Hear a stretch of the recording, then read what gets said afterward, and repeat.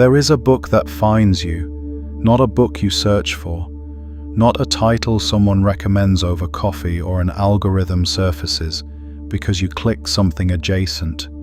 A book that arrives. You know the kind. You've experienced it, maybe once, maybe more than once. That moment when a specific text appears in your hands at a specific moment in your life, and the words on the page are so precisely calibrated to what you are going through that you feel something beyond coincidence. Something that makes coincidence feel like an inadequate word. You hold the book and you feel, underneath the relief of recognition, a faint chill, because it knew. Somehow, it knew. Today we are going to look beneath that experience, not to explain it away, because the surface explanation, the rational one, the one about confirmation bias and selective memory, and the sheer volume of books in the world, that explanation has a layer underneath it that changes everything the surface says. We are going to peel back what you think happened when that book arrived. And what we find beneath it is going to reframe not just the book, not just that moment, but the entire question of what you are and what this window of time you're living through actually is. The thumbnail said you have hours left. That's not a marketing threat. That's a precise description of something the ancient traditions understood and quantum mechanics is beginning to map. There is a window. There is always a window. And the book that arrives in your hands during that window is not arriving by accident. It is arriving because the window is open.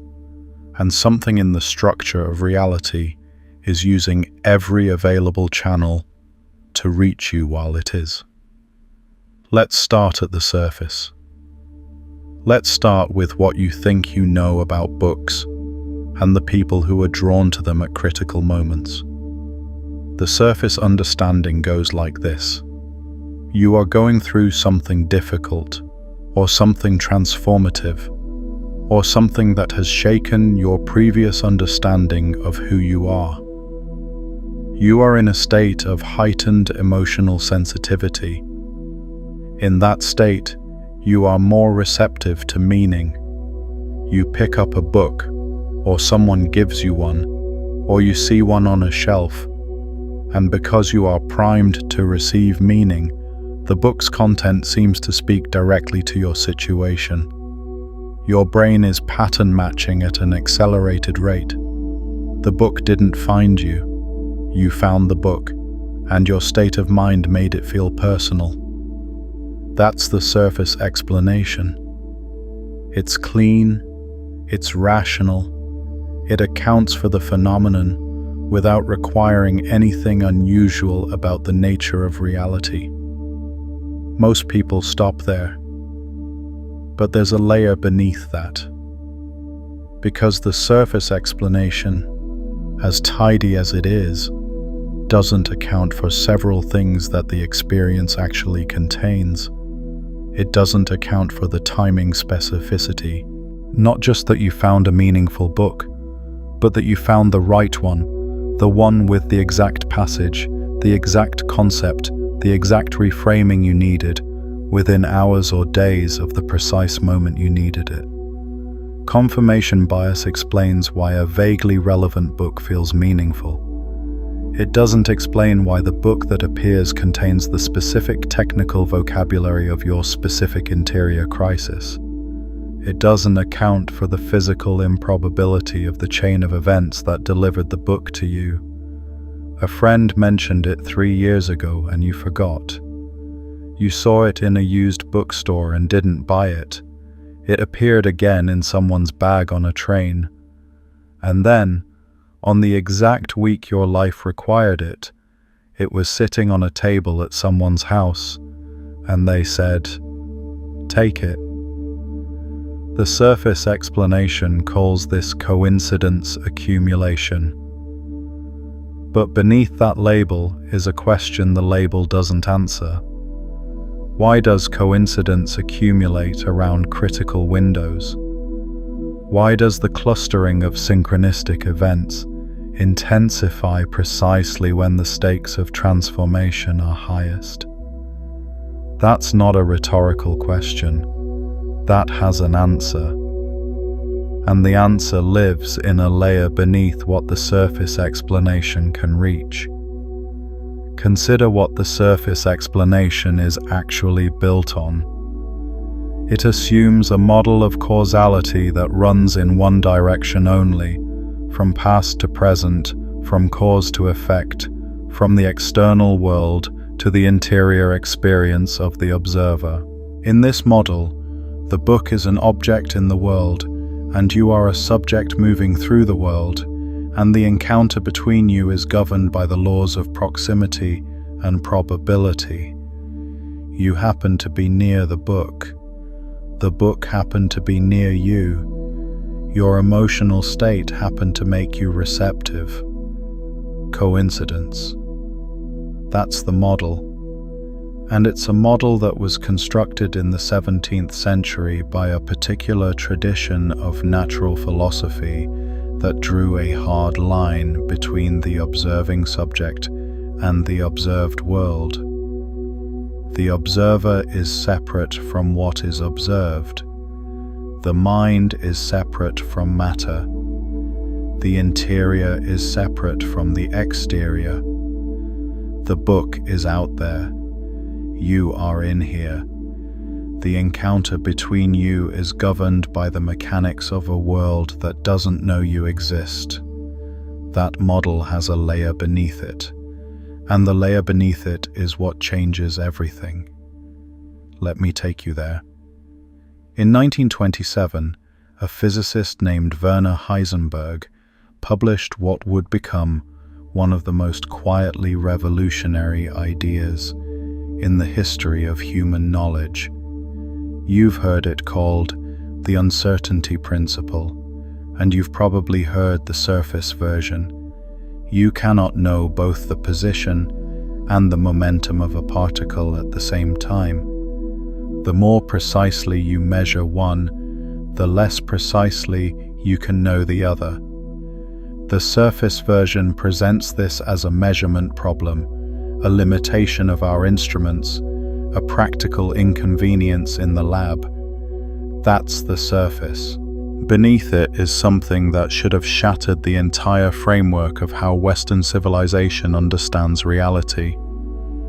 If this is landing for you, here's something I want to offer before we go deeper. Have you spent years trying every surface fix? Therapy, mindset work, manifestation, habit redesign, and the same patterns keep coming back in different clothes. Every one of those tools is working on belief and behavior. The actual pattern was installed deeper than any of them can reach. Beneath the veil, a quantum map of reality's hidden layers walks through the full 5-layer descent.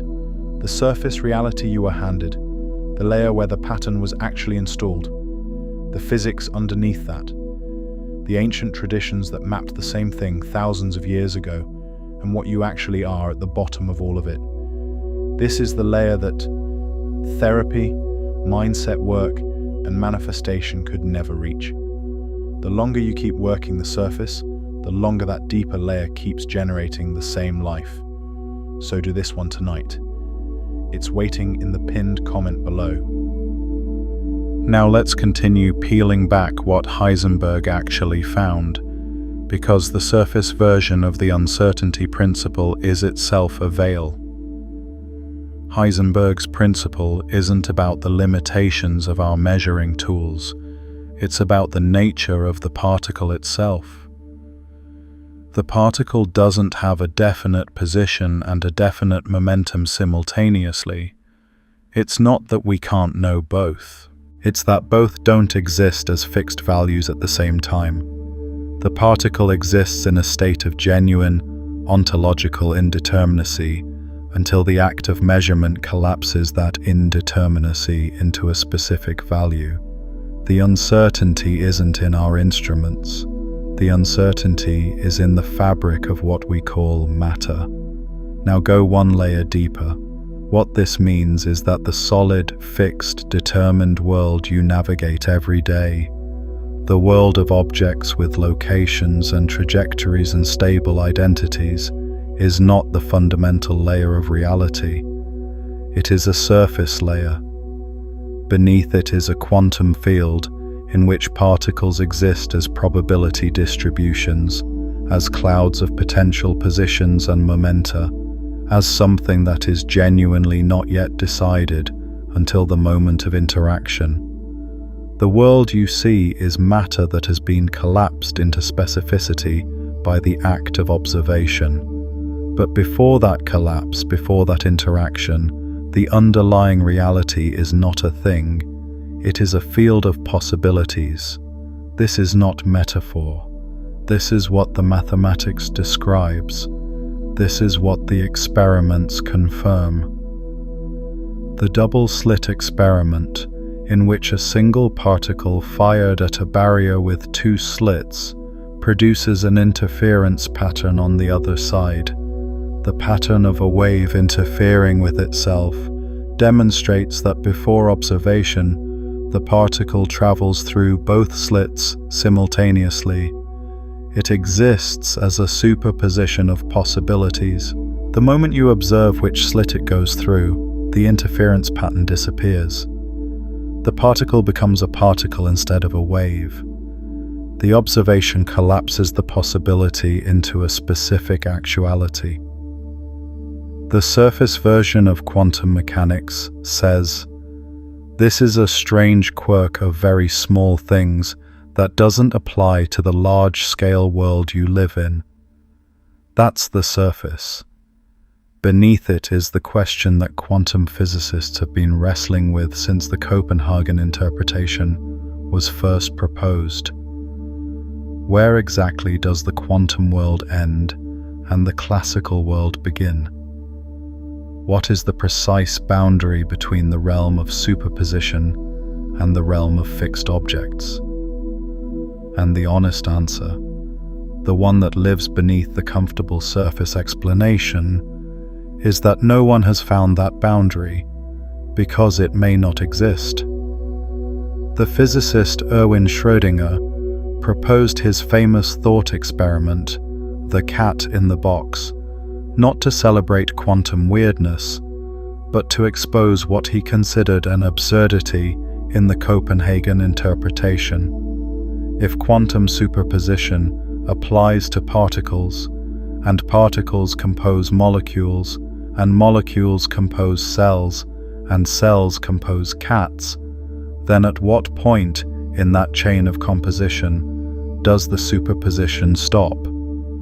Schrödinger intended the thought experiment as a reductio ad absurdum.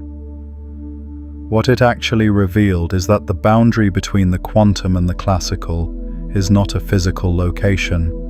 It is an interpretive choice, a layer we have drawn over the quantum reality beneath to make it manageable. And here is where the book that finds you begins to make a different kind of sense. If the world you navigate is a surface layer of collapsed probabilities, sitting on top of a quantum field of uncollapsed possibilities, then the question of how a book arrives at precisely the right moment is not a question about coincidence. It is a question about what is happening in the field, beneath the surface of the events you can see. It is a question about what collapses the probability cloud of all possible books into the specific book that appears in your hands during the hours when your capacity for transformation is at its highest. There is a further layer beneath the quantum mechanics that is worth staying with for a moment, because it is the layer most people skip over in their rush to get to the meaning. Quantum entanglement is the phenomenon in which two particles that have interacted become correlated in such a way that the measurement of one instantaneously affects the state of the other, regardless of the physical distance between them. Einstein called this spooky action at a distance and spent years trying to disprove it. The experiments of John Bell in the 1960s and the subsequent laboratory confirmations by Alain Aspect and others in the 1980s demonstrated that the entanglement is real, that the correlation is not explained by any hidden local variable, and that the effect is genuinely non-local. Two particles, separated by any distance, behaving as a single system. The space between them, the space that the surface model of reality says, is the separator. The thing that makes them two separate objects turns out not to be a separator at all. Beneath the apparent separation is a connection that the surface model of space and distance cannot account for. Now hold that. Two particles that have interacted, remaining correlated across any distance. And ask yourself what it means that you have interacted with every book you have ever held, every conversation you have ever had, every mind you have ever encountered. Ask yourself what it means that the consciousness that wrote the book you needed also interacted with the same questions, the same pressures, the same interior crisis you are navigating, and encoded that interaction into the text. The author's consciousness and your consciousness, separated by years or centuries, both entangled with the same layer of reality. The book is not just an object. It is a record of an entanglement. And when it arrives in your hands during the window, the entanglement completes. If this is landing for you, if you can feel the layer beneath the surface beginning to show through, please like this video and subscribe so we can keep going deeper together. Now let's keep going. Let me show you what ancient wisdom traditions understood about this, because they mapped this layer before Heisenberg had instruments to measure it. In the Vedic tradition, the concept of Indra's net describes reality as an infinite web of jewels, each jewel reflecting every other jewel in its surface, each reflection containing reflections of reflections, extending infinitely in all directions. The net has no center and no edge. Every point in it is simultaneously a node of the entire network. When one jewel vibrates, the vibration propagates through the entire net instantaneously. Every jewel is affected. Every jewel reflects the change. This is not a metaphor for social connection. The Vedic scholars who developed this concept were describing the structure of consciousness and reality as they understood it through direct contemplative investigation. The net is the field. The jewels are nodes of awareness, points where the field collapses into specific experience. The vibration that propagates through the net when one jewel moves is what we would now call non-local correlation. The ancient cartographers of this layer were describing quantum entanglement using the vocabulary available to them. In the Taoist tradition, the concept of synchronicity, what the Chinese called Ji, the auspicious moment, the right time, was understood not as a coincidence of events, but as the visible surface of an underlying pattern of correspondence. The I Ching, the Book of Changes, was not a fortune-telling device in its original conception. It was a technology for reading the pattern of the moment, for detecting which configuration of the underlying field was expressing itself in the present instant. The assumption beneath the I Ching is that all events in a given moment share a quality, a flavor, an underlying resonance, because they arise from the same configuration of the field. The book that arrives during a critical window arrives because it shares the quality of that window. It is a jewel in the net vibrating at the same frequency as your transformation. What the I Ching practitioners understood, and what took Western science until the 20th century to begin to approximate, is that time itself is not a neutral container through which events move independently of one another. Time is a field state. A particular moment has a particular quality, a particular configuration of the underlying field, and everything that arises within that moment shares that quality. The book doesn't arrive despite the moment. It arrives because of the moment. The moment is the field configuration that makes that specific arrival possible, and in a precise sense, inevitable.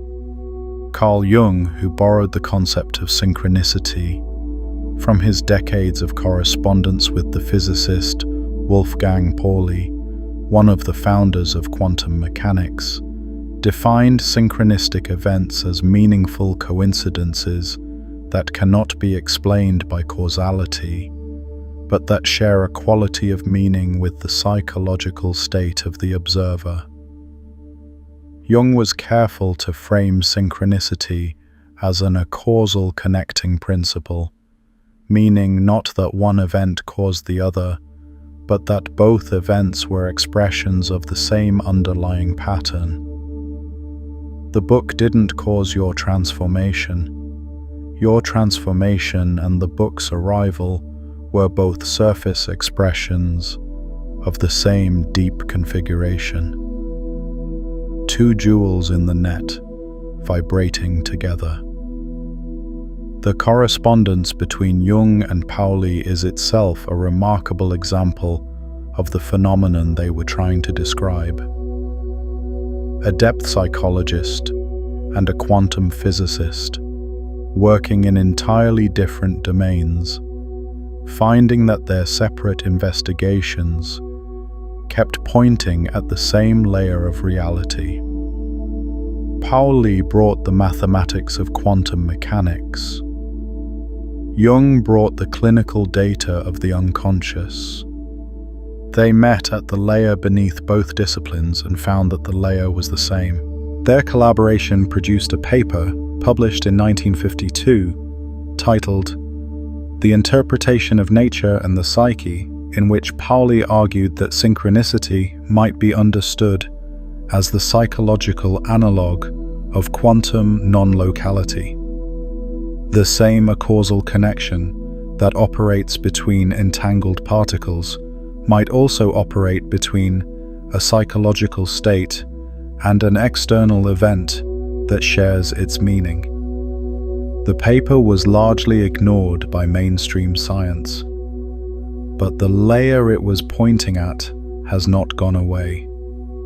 But there's a layer beneath that, because Jung's synchronicity, as useful as it is, still positions the phenomenon as something that happens to you. The meaningful coincidence arrives. The book appears. You receive it.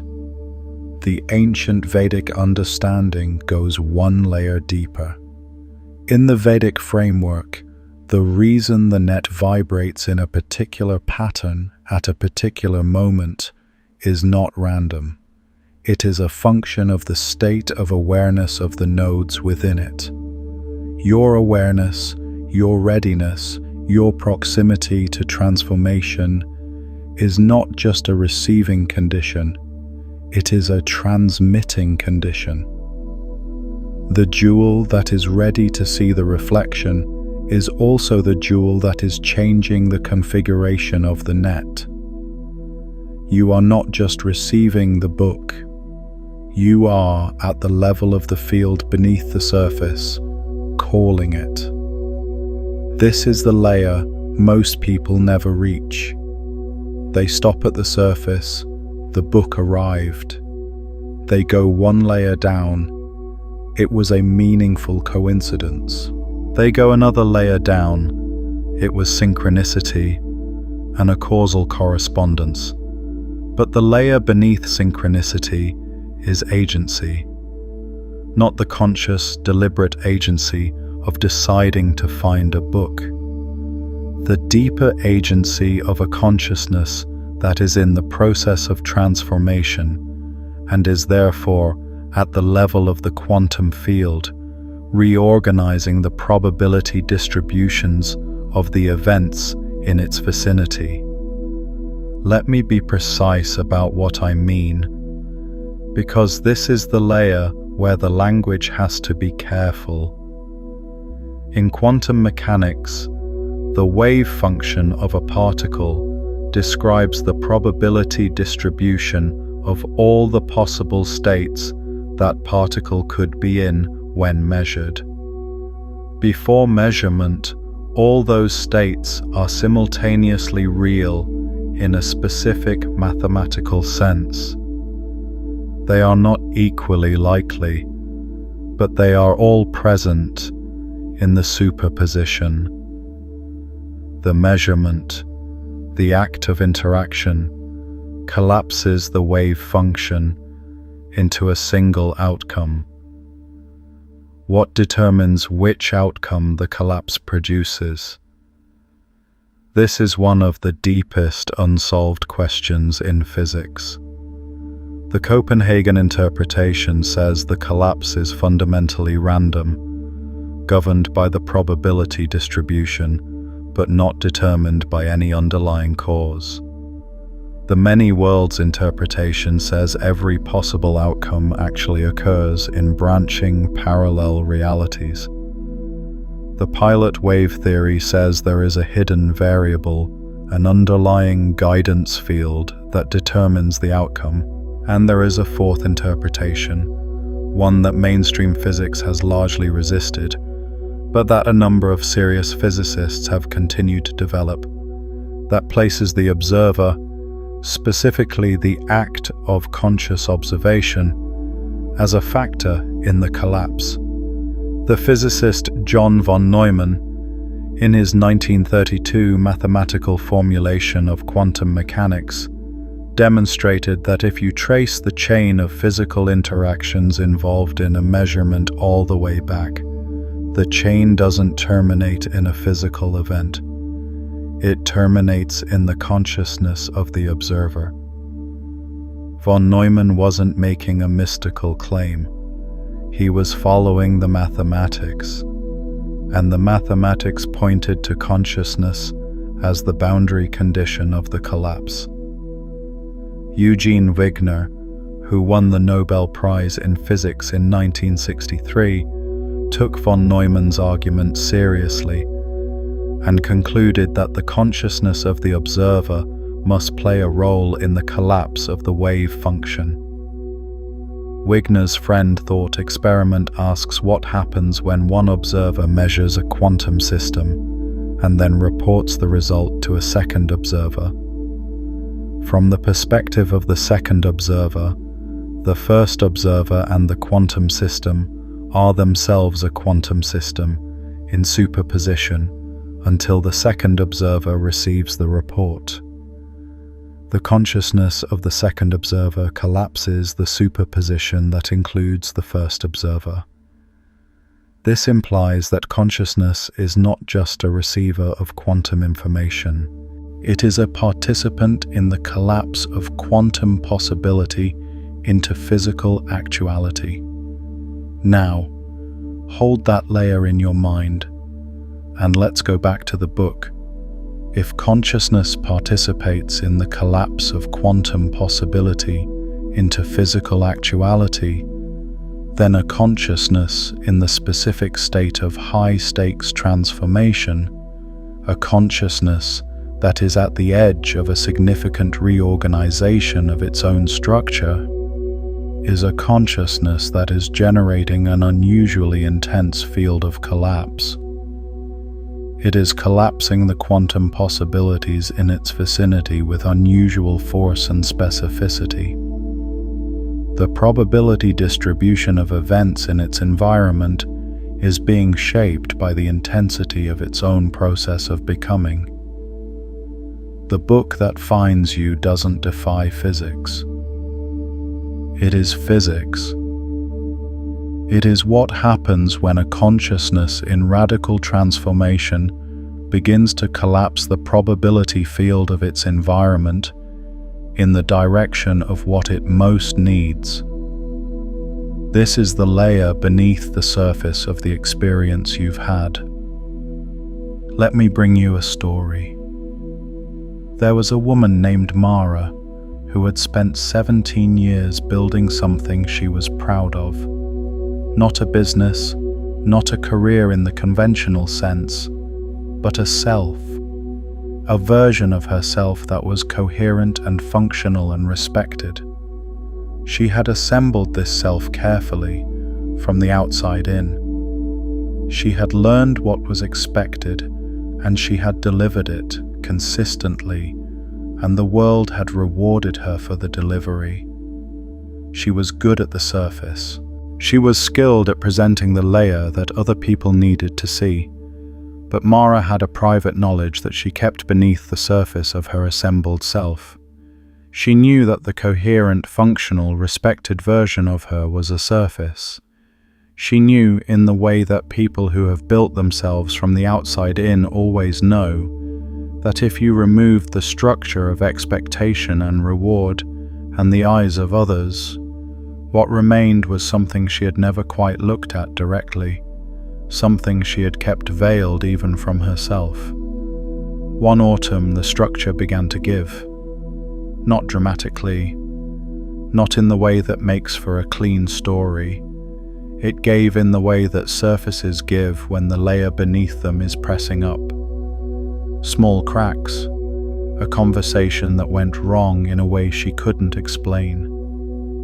A morning when she woke up and the assembled self felt like a costume she was too tired to put on. A sense, growing daily, that something was pressing up from beneath the life she had built, demanding to be seen. She didn't know what to do with this. She had no vocabulary for it. She had been trained to manage surfaces, not to excavate depths. She went to work. She came home.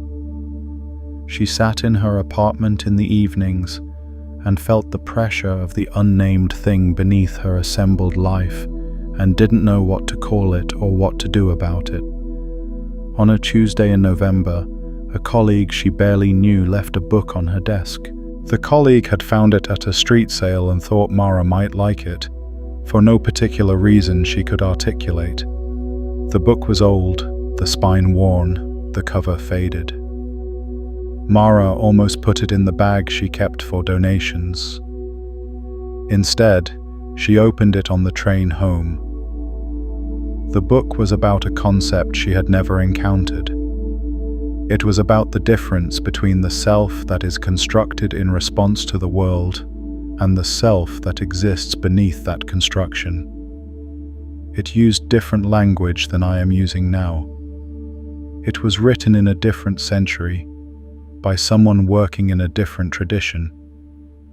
But it described, with a precision that made Mara's hands go still on the page, the exact interior experience she had been living for months and had no words for. It named what was pressing up from beneath her assembled life. It said that the pressure was not a pathology, it was a signal. It was the deeper self, the one beneath the constructed one, recognizing that the window was open and pressing toward the surface. Mara sat on the train past her stop.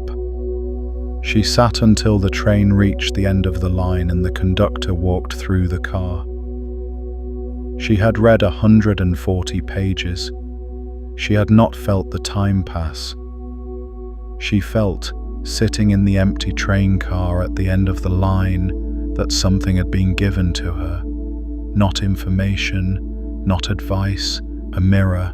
A mirror that showed her the layer beneath the surface she had been maintaining, and showed her that what was beneath the surface was not something to be afraid of. It was something that had been waiting, patiently, for the window to open. The book found Mara on a Tuesday in November, because Mara, at the level of the field beneath her visible life, had been calling it for months.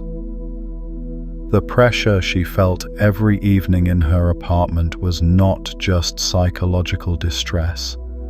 It was a field state, a consciousness in the specific configuration of approaching transformation, pressing against the membrane between the self it had been and the self it was becoming, and in that pressing, reorganizing the probability distributions of the events in its vicinity. The colleague who left the book on her desk couldn't have told you why she did it.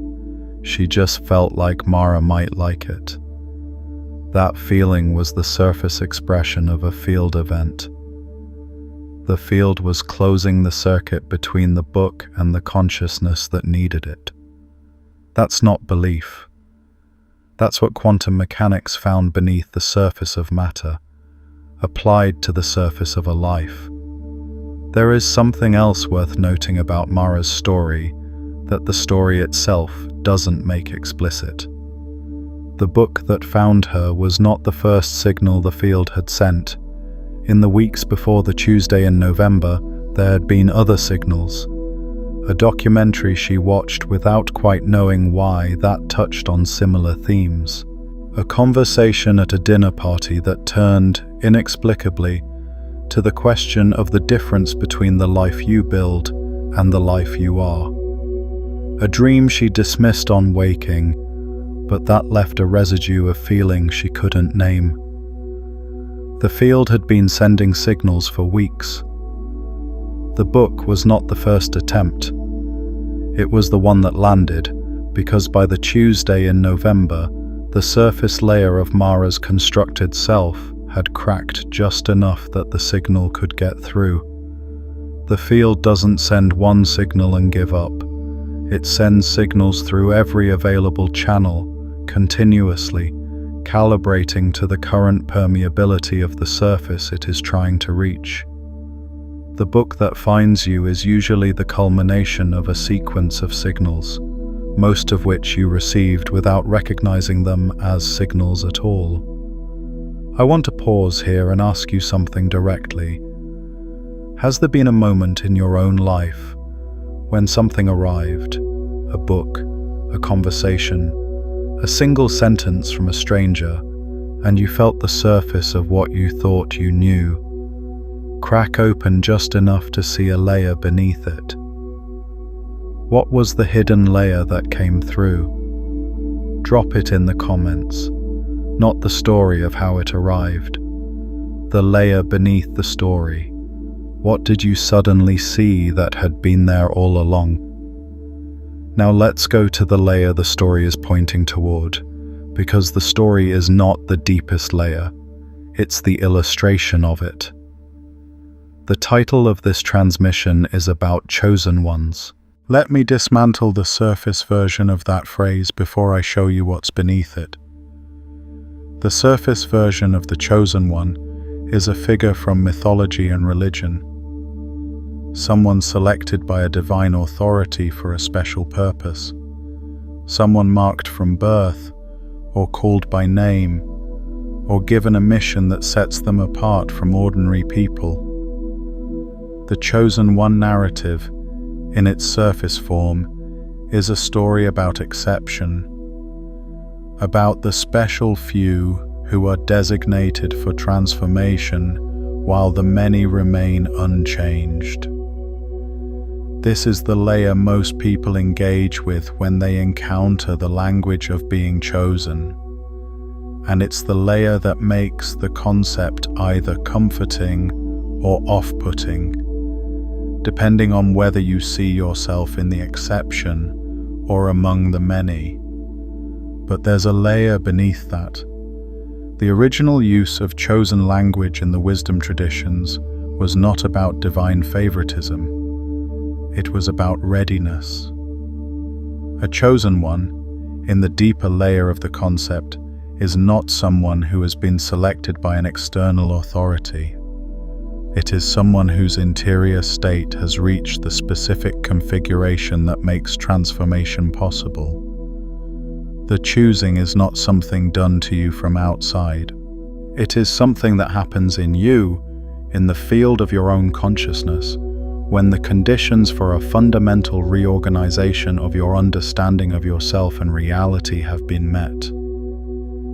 In the Kabbalistic tradition, the concept of the tzaddik, the righteous one, the one who has penetrated the surface of reality and sees the divine structure beneath it, is explicitly not a status conferred by external authority. It is a state of perception. The tzaddik sees what others don't see, not because they were granted special vision, but because they have done the interior work of peeling back the layers of conditioned perception until the underlying structure becomes visible. The choosing is the readiness. The readiness is the choosing. The Kabbalistic framework maps the layers of reality in a specific and precise way. The 10 Sephirot of the Tree of Life are not 10 separate divine attributes stacked vertically.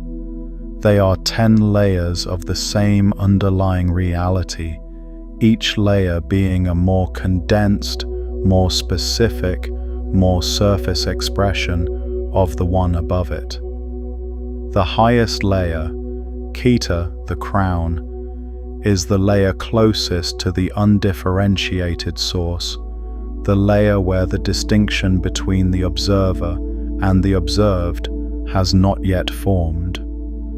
The lowest layer, Malkuth, the kingdom, is the layer of physical reality, the fully condensed, fully specific, fully surface world of objects and events and bodies. The tzaddik is not someone who lives at the highest layer and ignores the lowest. The tzaddik is someone who can see all the layers simultaneously, who navigates the surface world of Malkuth while remaining aware of the Kita beneath it, who can hold a physical book in physical hands and feel, beneath the weight of the paper, the weight of the field that sent it. In the Sufi tradition, the concept of the wali, the friend of the divine, the one who has been brought close, describes a similar interior state. The Sufi masters were explicit that the proximity to the divine is not a reward for virtue or a gift of grace in the conventional sense. It is the natural consequence of a consciousness that has become sufficiently transparent to its own deeper layers. When the surface layers of ego and conditioning become thin enough, the deeper reality shines through. The wali is not chosen because they are special. They are chosen because they have become permeable. In the Zen tradition, the moment of Satori, the sudden awakening that the tradition describes as the goal of practice, is not the arrival of something new. It is the recognition of something that was always present beneath the surface of ordinary perception. The Zen master Huang Po said, "The foolish reject what they see, not what they think. The wise reject what they think, not what they see." The chosen one, in the Zen understanding, is the one who has stopped trusting the surface layer of thought-constructed reality and begun to see the layer beneath it. The choosing is the willingness to look beneath. These three traditions, Kabbalistic, Sufi, Zen, are mapping the same layer using different cartographic conventions. They are all pointing to a specific interior state that makes a person a receiver of deeper truth. Not because they are special, because they are ready. Because the surface layers of their conditioned understanding have become thin enough, or have been shaken enough, or have cracked enough under the pressure of life, that the layer beneath is beginning to show through. And here is the quantum layer beneath the ancient wisdom layer.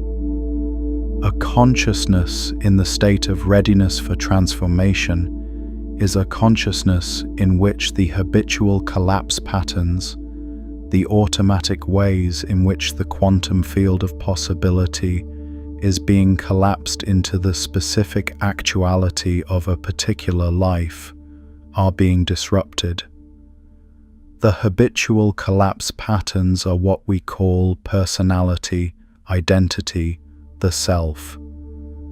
They are the established grooves along which the wave function of a life reliably collapses into the same kinds of experiences, the same kinds of relationships, the same kinds of interpretations of events. When those grooves are disrupted, when the surface layer of the constructed self is cracking under pressure, the field of possibility beneath the surface is temporarily more open. The probability distributions that normally collapse into the familiar patterns of a life are temporarily less constrained. The field is, in a technical sense, more superposed. More possibilities are simultaneously real. This is the window. This is what the thumbnail is pointing to when it says you have hours left. Not a countdown to a deadline, a description of a state. The window is the period in which the habitual collapse patterns of your consciousness have been sufficiently disrupted that the field beneath them is more open than it normally is. During this window, the probability that a transformative event, a book, a conversation, an insight, a meeting, a moment of sudden clarity, will collapse out of the field of possibility is dramatically higher than it is during periods of stable, habitual functioning. The window is not a metaphor. It is a description of a specific state of the consciousness field interface. And the window closes, not because the transformation fails, not because the opportunity passes in a punishing sense, but because consciousness, like all complex systems, tends towards stability. The disrupted grooves will either reorganize into new patterns, which is transformation, or they will settle back into the old patterns, which is what the traditions call the return of the veil. The window is the period between the disruption of the old patterns and the stabilization of whatever comes next. During that window, the field is open. The book can find you. The insight can arrive. The layer beneath can become visible. After the window closes, the surface re-solidifies, and what was briefly visible beneath it becomes hidden again. This is why the ancient traditions were so insistent on the importance of the moment of readiness. The Sufi tradition speaks of the moment of opening as something to be seized, not because the divine is cruel and will withdraw its presence if you hesitate, but because the interior state that makes the opening possible is itself a temporary configuration. The Zen tradition's emphasis on immediacy, on the present moment as the only moment of practice, is rooted in the same understanding. The window is now. The window is always now, but it is only open now, and now passes. Let me show you the specific mechanism of why the window closes, because this is the layer that most transmissions on this subject never reach. The brain, specifically the default mode network, is a system for maintaining the stability of the self model. The default mode network is most active when you are not focused on a specific task, when you are resting, daydreaming, reflecting on yourself, planning for the future. It is the network that constructs and maintains the narrative of who you are. It is the system that takes the raw data of experience and weaves it into a coherent story of a continuous self with a past and a future. The default mode network is, in neuroscientific terms, the manufacturer of the surface layer of identity. Research by neuroscientist Robin Carhart-Harris and his colleagues at Imperial College London has demonstrated that psychedelic states of deep meditation, and states of acute psychological crisis all share a common neurological signature: a reduction in the activity and coherence of the default mode network. When the default mode network quiets, the narrative self, the constructed surface layer of identity, becomes less dominant, and what emerges beneath it, in both subjective reports and measurable brain states, is a sense of expanded possibility, of connection to something larger than the individual self, of the thinning of the membrane between the self and the world. The ancient traditions called this the dissolution of the veil. Neuroscience calls it decreased default mode network activity. They are describing the same layer from different sides of the same membrane. The window opens when the default mode network is disrupted. The disruption can come from crisis, from grief, from a radical life change, from the accumulated pressure of a life that no longer fits the self that is living it. It can come from practice, from meditation, from contemplative disciplines that intentionally quiet the narrative self. It can come from a single encounter with something that the narrative self cannot assimilate: a book, a conversation, an experience that doesn't fit the story the default mode network has been telling. What is significant about the default mode network, and what the surface neuroscience often misses, is that it is not just a passive narrator. It is an active filter. It determines which information from the environment reaches conscious awareness and which information is suppressed as irrelevant to the current self-model.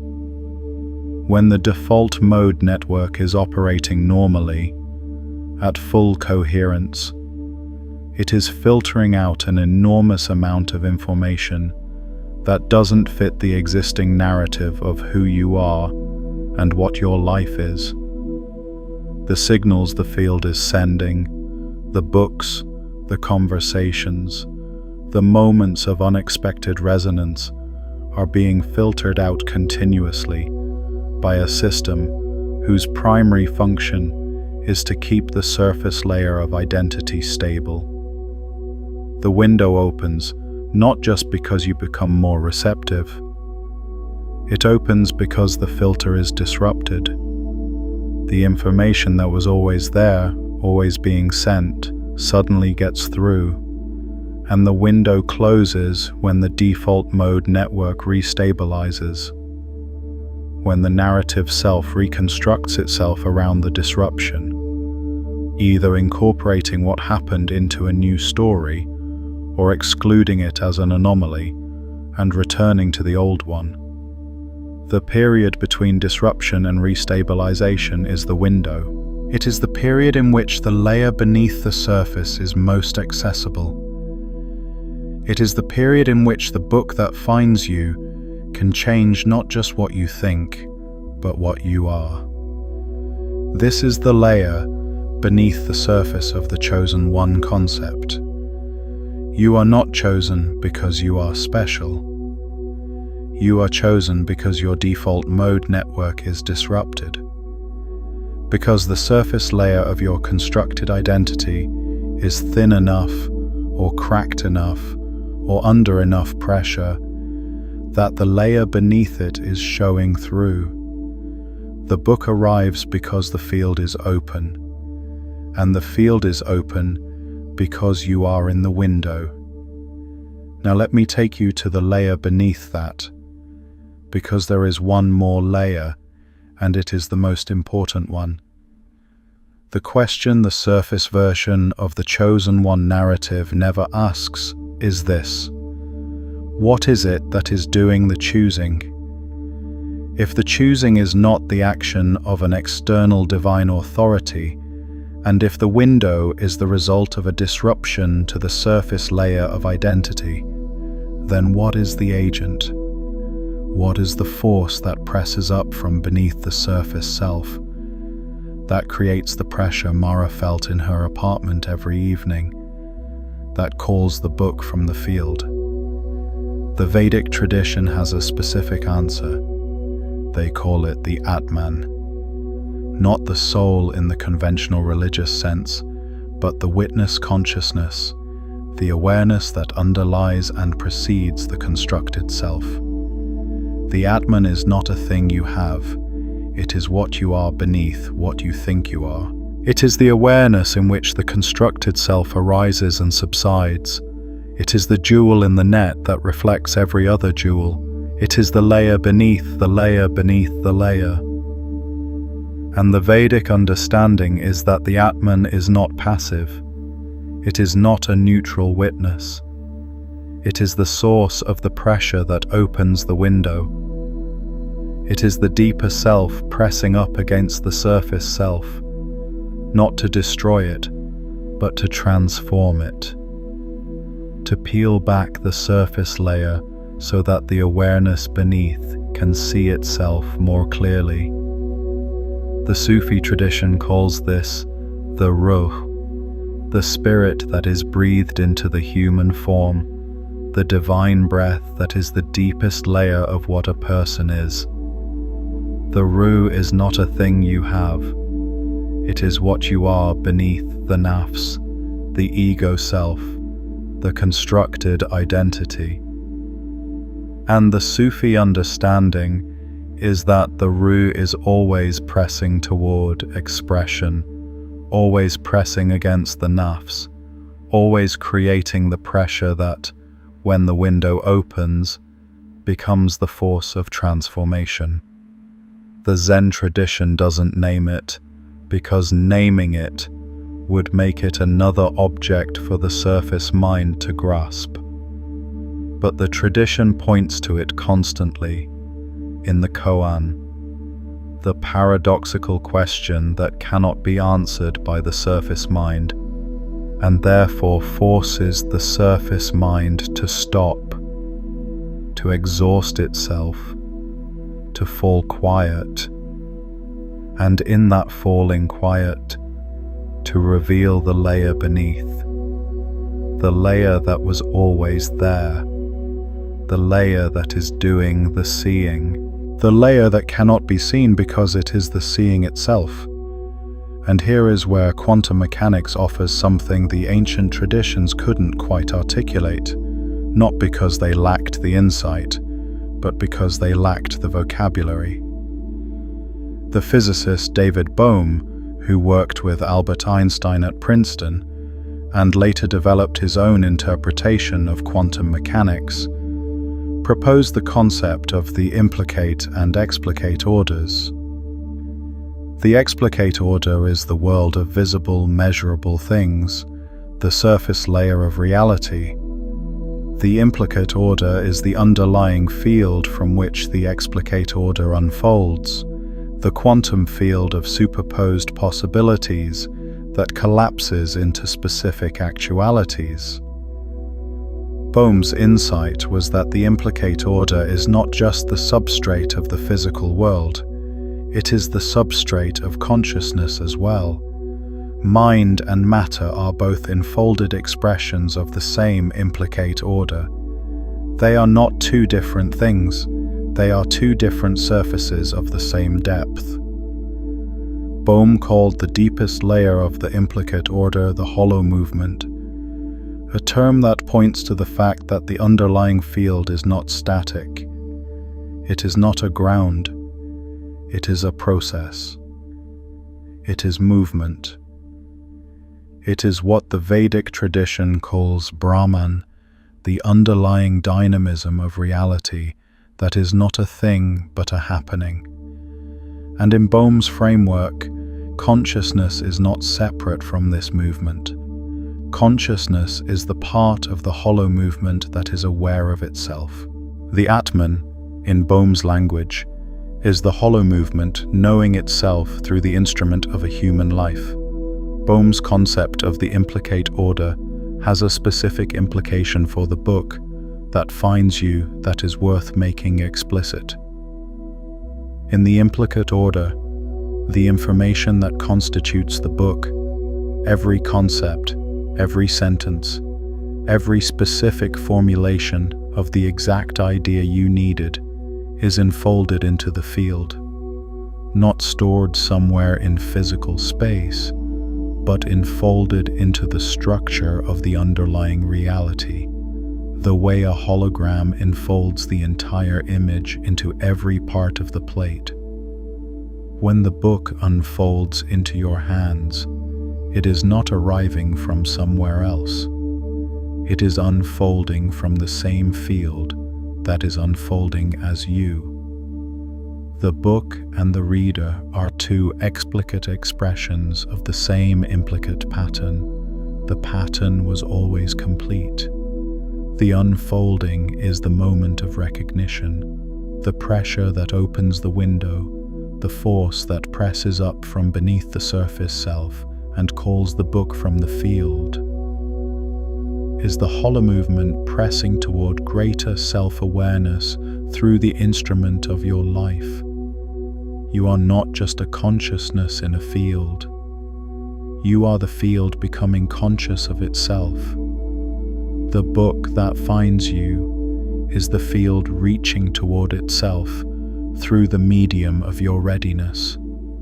The window is the moment when the surface layer of the constructed self becomes thin enough for the field to recognize itself in the mirror of your awareness. This is the deepest layer.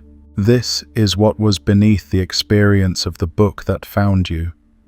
Not coincidence, not synchronicity, not even the quantum field as an external mechanism.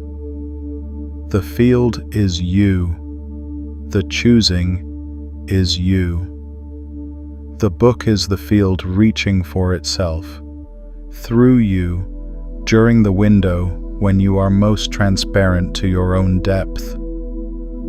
Let me give you a practice now, because the deepest layer of understanding is not cognitive, it is experiential. And the experience is available to you right now, in this moment, because you are here, which means the window is open. Here is what I want you to do, not later, now. Think of the book that found you. If you have not had this experience with a book, think of the text, the conversation, the piece of music, the film, the moment of encounter with something created by another consciousness that arrived at precisely the right time and said precisely what you needed to hear. You have had this experience. Every consciousness that has reached the point of asking the questions you are asking has had this experience. Find it, Hold it in your mind. Now I want you to look beneath it, not to analyze it, to sense the layer beneath the surface of the memory. Don't think about what the book said. Don't think about how it arrived.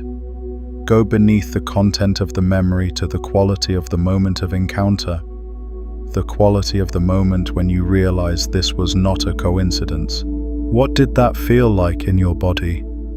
Where did you feel it? There is usually a specific physical location, a settling in the chest, a stillness in the belly, a quality of quiet in the mind that is different from ordinary quiet. Find that sensation. That sensation is the body's recognition of the field recognizing itself. That is the hollow movement, knowing itself through you. That is the Atman pressing through the membrane of the surface self. Now stay with that sensation for a moment. Don't interpret it. Don't label it. Just let it be present. Let it expand if it wants to expand. Let it fill the space of your awareness. This is not a visualization. This is a perception. You are perceiving right now the layer beneath the surface of your ordinary experience. The layer that was always there. The layer that was present in the moment the book arrived. The layer that is present now because the window is open and you are in it. That sensation, that quality of the field recognizing itself, is your compass. It is the signal that tells you when you are in contact with the layer beneath the surface. It is the feeling of the veil thinning. When you encounter something, a book, a conversation, an idea, a person, and you feel that sensation, you are not just having an interesting experience. You are at the interface between the surface layer of your constructed life and the implicate order beneath it. You are at the membrane, and the membrane, in that moment, is permeable.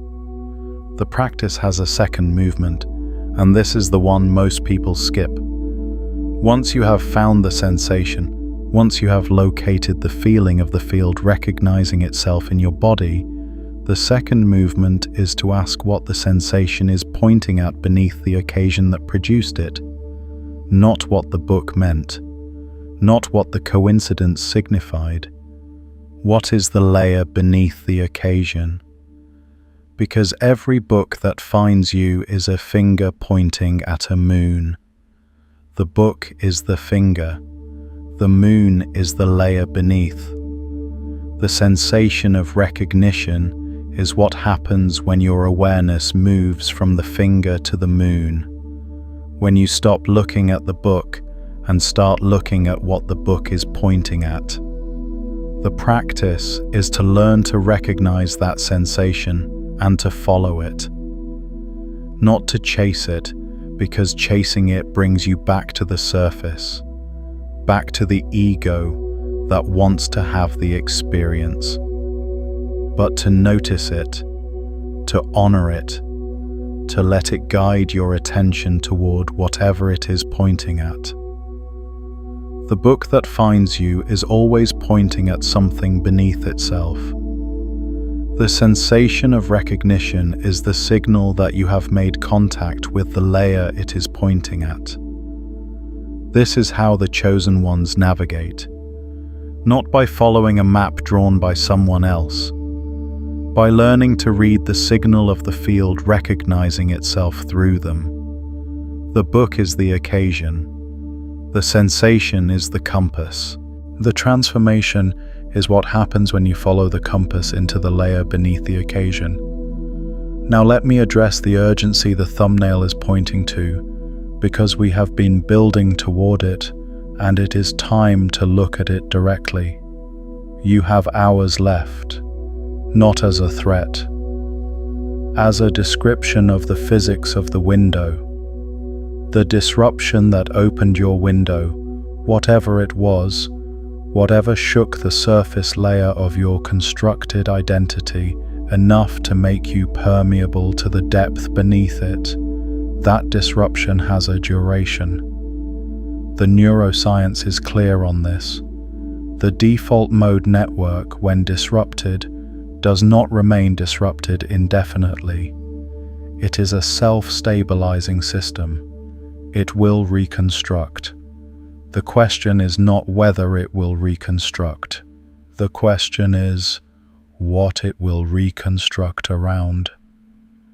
If the window closes without the transformation completing, the default mode network reconstructs around the old patterns, reinforced now by the experience of having been disrupted and having survived.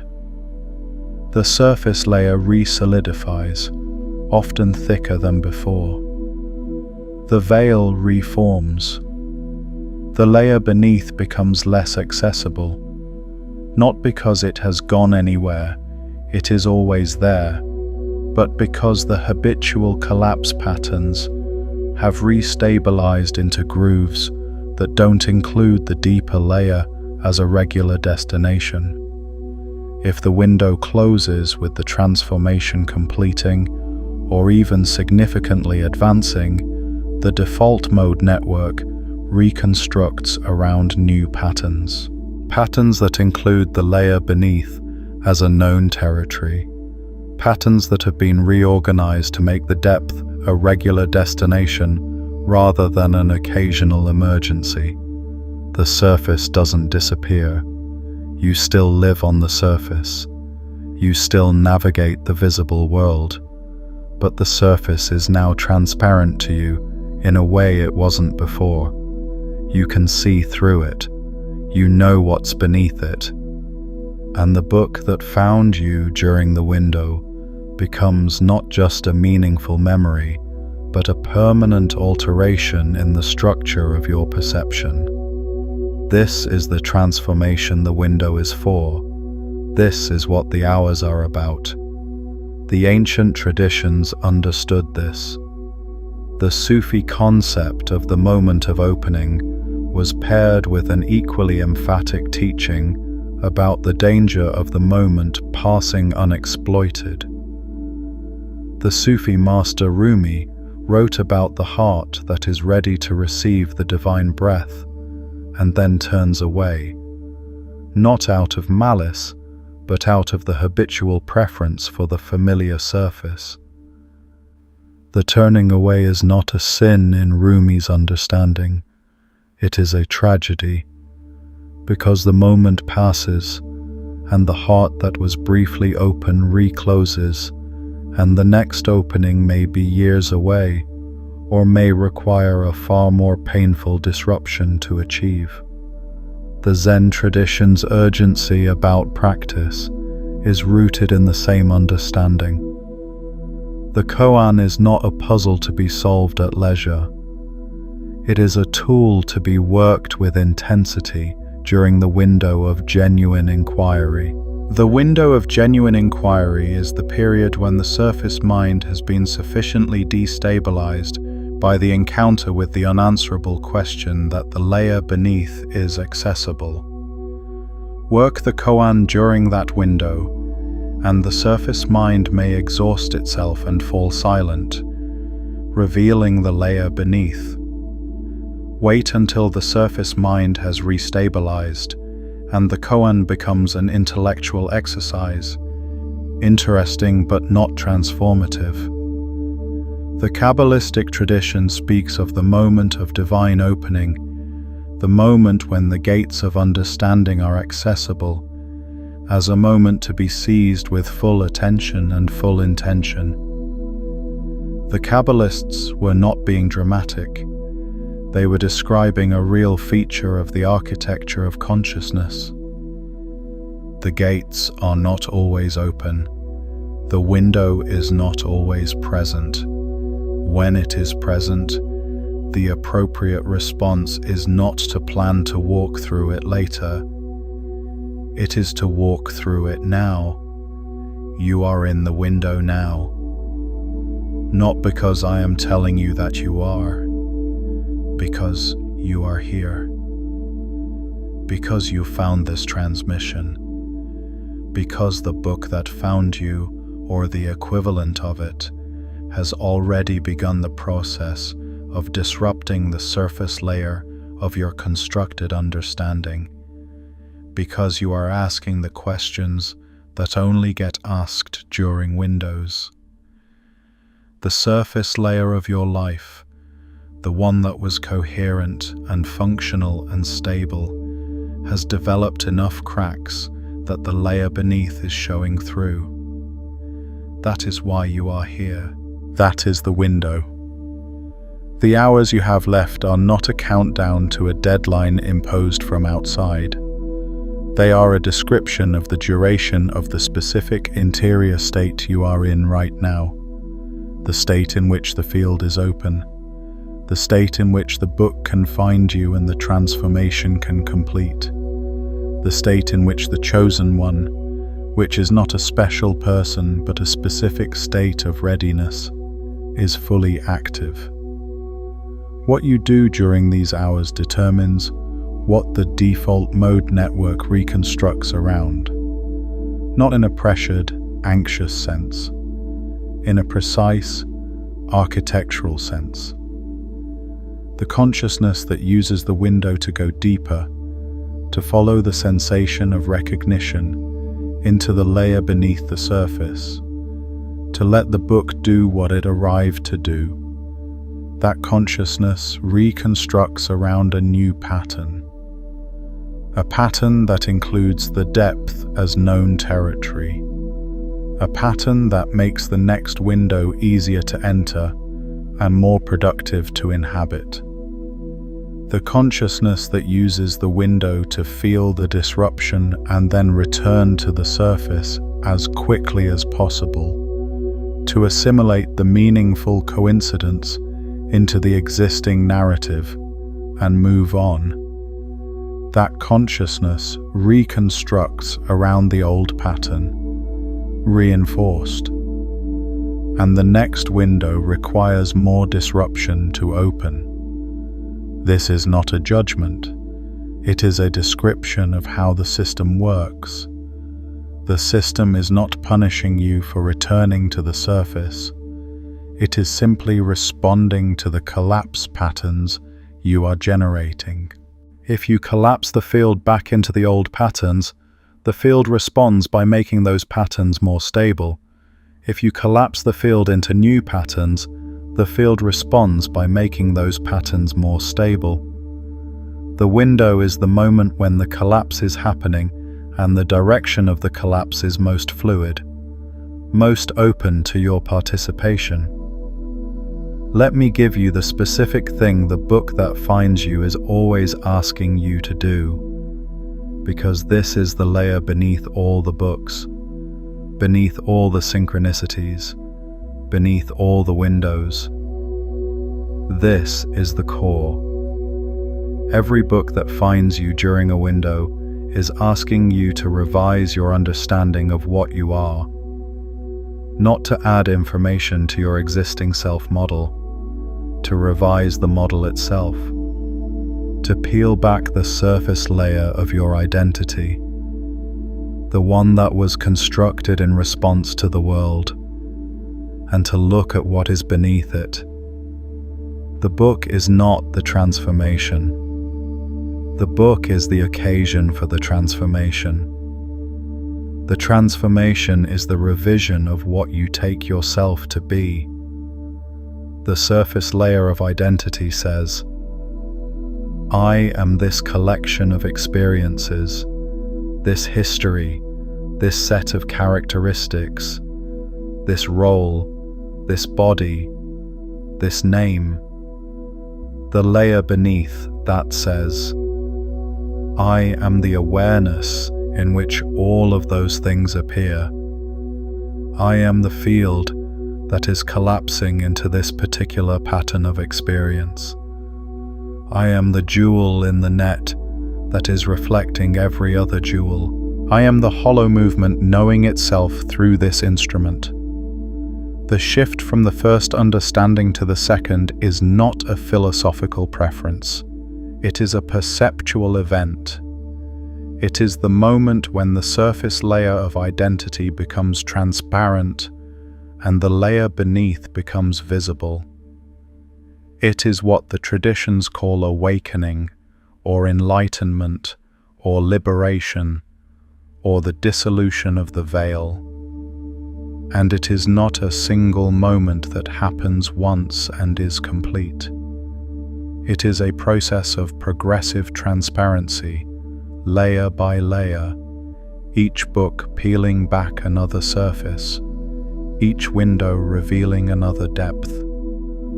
The chosen one is the one who is in this process, not the one who has completed it, not the one who has arrived at some final perfect transparency, the one who is actively engaged in the peeling, the one who is using the window to go deeper rather than to return to the surface, the one who is following the sensation of recognition into the layer beneath the occasion that produced it. You are here because you are in this process. The book found you because you are in this process. The window is open because you are in this process. And the hours you have left are the hours in which the process is most active, most fluid, most available to your participation. This is the layer beneath the chosen one, not the special few selected by divine authority. The specific state of consciousness in which the surface layer of identity is thin enough, cracked enough, disrupted enough, that the layer beneath is pressing through. The state in which the field is open. The state in which the book can find you and do what it arrived to do. Now let me address something that lives beneath the urgency, because there is a layer beneath the urgency that is important to name. The urgency of the window is real. The hours are real. The closing of the window is real. But beneath the urgency is something that the urgency can obscure if you're not careful. Beneath the urgency is permanence. The window closes. The surface re-solidifies. But what was seen during the window cannot be unseen. This is the paradox at the heart of the chosen one experience. The transformation that happens during the window is irreversible, even when the window closes. The layer that became visible during the window doesn't disappear when the window closes. It becomes part of the new surface. The new surface is more transparent than the old one. The next window, when it comes, starts from a deeper place. The Vedic tradition expresses this as the progressive thinning of Maya, the veil of illusion that conceals the Atman beneath the surface of ordinary perception. Each window, each moment of genuine depth perception, thins the veil slightly. The veil doesn't dissolve all at once, in most cases. It thins, layer by layer, over the course of a life that is being lived as a progressive excavation. The chosen one is not the one who dissolves the veil in a single dramatic moment. The chosen one is the one whose life is oriented around the progressive thinning, the one who uses each window to go one layer deeper, the one who treats each book that finds them as an invitation to peel back one more surface. This is the integration principle. What you see during the window, you carry. What you allow to transform you during the window, you become. The window closes, but you do not return to who you were before it opened. You return to the surface as someone who has seen beneath it. And the surface, for someone who has seen beneath it, is no longer opaque. It is a membrane, a thin layer stretched over something you now know is there, waiting for the next window, waiting for the next book, waiting for the next moment when the field is open enough for the depth to show through. The urgency and the permanence are not in contradiction. The urgency is about this window, this specific configuration of the field, this specific period of disruption and openness. The permanence is about what every window adds to the cumulative transparency of a consciousness that is committed to the excavation. Use this window, go deeper during these hours, and know that what you find here, you keep. The veil, once thinned, does not thicken back to what it was. Let me tell you about one more layer, and then I will bring this to its close. There is something beneath the experience of the book that finds you that the quantum mechanics and the ancient wisdom and the neuroscience are all pointing toward, but that none of them can quite say directly. Something that lives in the space between the explanation and the experience. Something that you have felt in the moment of recognition, in the moment when the book's words landed in you with that particular quality of precision that felt like being known, the feeling of being known. That is the deepest layer, beneath the synchronicity, beneath the quantum field, beneath the hollow movement, beneath the Atman, beneath all the frameworks and all the vocabulary. There is the simple, irreducible experience of being known, of the universe, or the field, or the depth, or whatever word you want to use for what is beneath the surface of everything, reaching toward you with a precision that could only exist if it knew you, if it knew exactly what you needed, and exactly when you needed it, and exactly what form would reach you. The book that finds you is the universe knowing you, not in a sentimental sense, in a structural sense.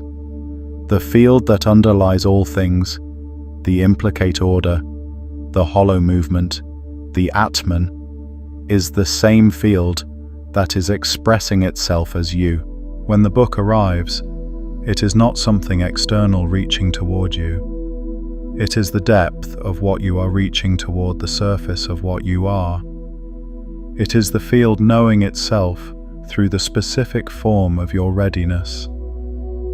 It is the jewel in the net recognizing its own reflection in another jewel. The feeling of being known that you feel in that moment is accurate. You are being known, not by something outside you, by the depth of what you are, by the layer beneath the surface of the self that you have constructed and maintained and presented to the world. The depth knows you completely, because the depth is you, more completely than the surface self has ever been. This is the core. This is what was beneath everything else. The book finds you because the depth of what you are is reaching toward the surface of what you are, using every available mechanism, every synchronistic event, every crack in the surface layer, every moment of disruption and openness, to make itself known to the part of you that has been living at the surface and has not yet looked down. The chosen one is the one who is ready to look down, not the one who has already seen everything. The one who is, right now, in this window, willing to look beneath the surface of what they have been calling their life and see the depth that has been there all along, waiting, patient, pressing gently upward, sending books. You are here because you are ready to look. That readiness is the choosing. The field has recognized its own readiness in you and has sent the book. The window is open. The hours are real. And the depth is right there, one layer beneath whatever you are looking at right now. What you do with this window is yours to decide. But I want to leave you with something specific, something you can carry out of this transmission and into the hours ahead. The next time you feel the sensation of recognition, the one I asked you to find earlier, the settling in the chest, the stillness in the belly, the quality of quiet that is different from ordinary quiet, I want you to stop. Not for long, just for a moment, stop and ask, what is this pointing at beneath itself? Not what does this mean? What is this pointing at beneath itself? Because the sensation of recognition is always pointing at a layer beneath the occasion that produced it. The book is the occasion. The sensation is the signal, and beneath the signal is the layer that the signal is pointing at. Follow the signal beneath the occasion. That is the practice. That is the path the chosen one walks, not toward a destination, but toward depth, layer by layer, window by window, book by book. The veil is thinner than you think. You have already begun to see through it. What has been seen cannot be re-hidden, and the depth that is now visible to you is not going anywhere. It was always there. It will always be there. And you, the one who is here, the one who found this transmission, the one in whom the window is open, you are now someone who knows it is there. Welcome to what was always beneath everything. If you felt something shift during this transmission, if the sensation of recognition arose at any point and pointed you toward a layer you hadn't quite reached before, I want to hear about it. Drop in the comments the single word that names the layer you touched. Not the book that found you, the layer beneath it, the thing the book was pointing at. One word, whatever comes first, before the surface mind can edit it. That word is data. It is the field reporting on itself through you. If you know someone who is in a window right now, someone whose surface layer is cracking, someone who is feeling the pressure of the unnamed thing pressing up from beneath their assembled life, consider watching this again in a quiet hour before sleep, or in the early morning when the surface noise is lowest and the deeper layers are most accessible. Or share it with that person. Not because they need the information, because sharing it creates a shared depth between two consciousness fields, two jewels in the net brought into resonance. The veil thins, not just for one, but for both. That is what this kind of sharing does.